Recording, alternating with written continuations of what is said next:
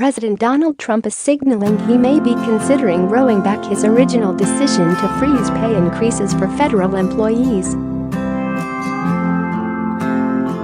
The president retweeted a tweet from Virginia Senate candidate Corey Stewart, a Republican who wrote, "Federal workers endured 8 years of hell under Obama, with several rounds of pay freezes and benefit cuts.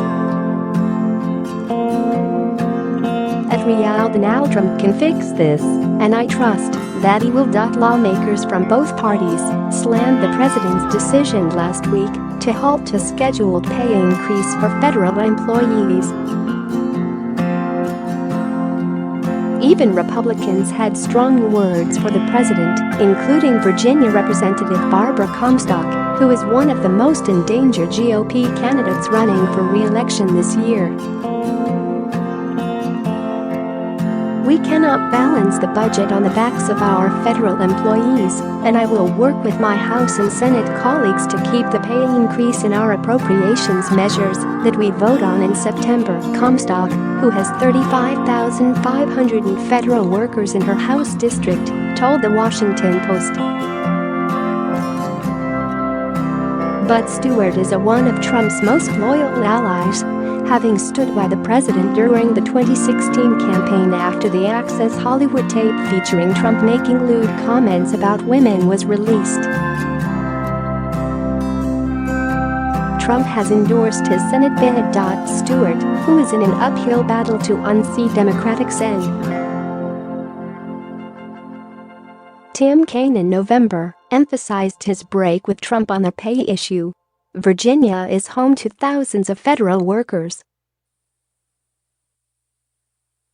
"I almost never differ with President Trump, but in this case I do," Stewart said in a statement to The Washington Post with a subject line noting a rare break with Trump. Share this article. Share federal employees in Virginia wake up early, face punishing traffic and worked hard to serve their nation and support their families, the statement said. "These workers need and deserve a pay raise." On Thursday, the president blocked a 2.1% pay increase for federal employees that would have taken effect in January. "In light of our nation's fiscal situation, federal employee pay must be performance-based and aligned strategically toward recruiting, retaining, and rewarding high-performing federal employees and those with critical skill sets," Trump wrote in a letter to congressional leaders. Congress could still pass a federal spending bill that includes a raise. The Senate previously approved a plan with a 1.9% raise, while the House did not. House and Senate negotiators will negotiate a final government funding package in the coming weeks. On Friday, Trump appeared to be rethinking his decision. He said he'd spend Labor Day week studying any increase for federal employees.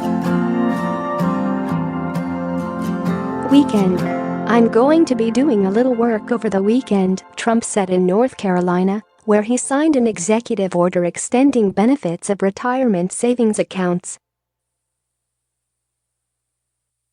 "I said, I'm going to study that over the weekend.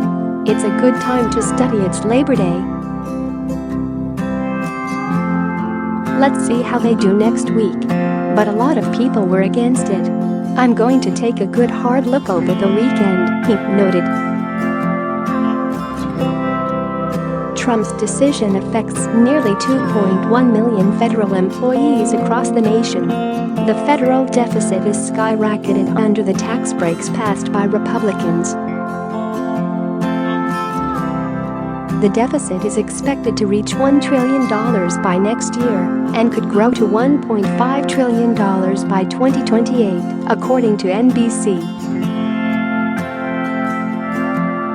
California is the state that is home to the largest number of federal workers, followed by Virginia, the District of Columbia, and Texas.